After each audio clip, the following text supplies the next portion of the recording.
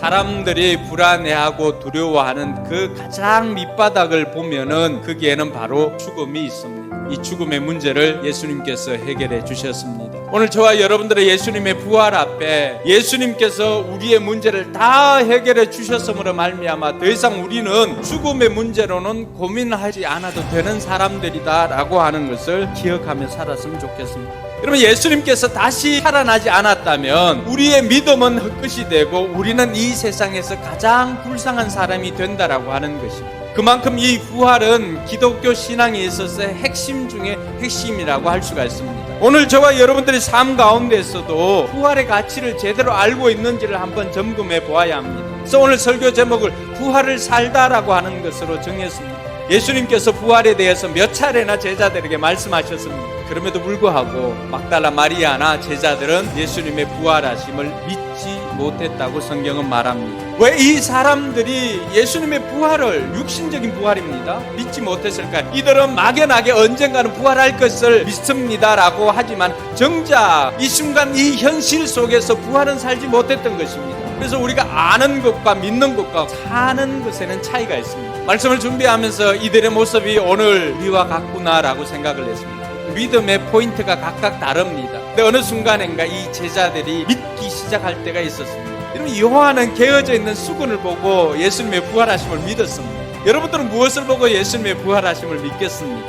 믿음은 사실이 아닌 것을 의지하는 것이 아닙니다. 보이지 않는 것을 확신하는 것이 믿음입니다. 그럼 도대체 오늘 내가 살아가고 있는 이 현장에서 부활을 산다라고 하는 것이 어떤 것인가? 첫 번째는 우리 삶의 현장에서 사는 것입니다. 그래서 우리가 부활을 산다라고 하는 것은 우리 삶의 현장에서 빈배와 같은 공허함을 느낄 때마다 그 부활의 주님을 다시금 체험하는 겁니다. 여러분의 인생이 곤고합니까? 혹시나 우리가 질문을 해봐야 할 것입니다.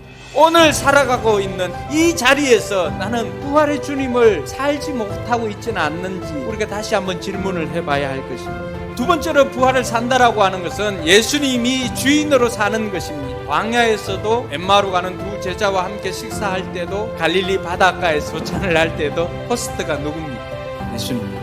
주님이 우리의 주인이 되시는 것을 인정하고 고백하고 삶으로 사는 것이 바로 부활을 사는 것입니다. 여러분, 우리 목장에서 먹고 마시는 것이 왜 중요합니까? 주님께서 우리의 주인이십니다라고 하는 고백이 포함되어 있음을 믿으시기 바랍니다. 부활을 산다라고 하는 것은 우리가 정인으로 사는 것입니다. 주님은 그들에게 가서 전하라고 하였습니다. 그러자 막달라 마리아도 가서 전했습니다. 엠마오로 가는 두 제자들은요, 예루살렘으로 다시 가서 예수님께서 부활하셨다라고 하는 것을 전합니다. 바울은 어떻게 했습니까? 나의 달려갈 길과 주 예수께 받은 사명, 하나님의 은혜의 복음을 증거하는 일을 마치려 하면 나의 생명을 조금도 귀한 것으로 여기지 않겠네. 이것이 부활의 주님을 만났던 바울의 고백이었습니다.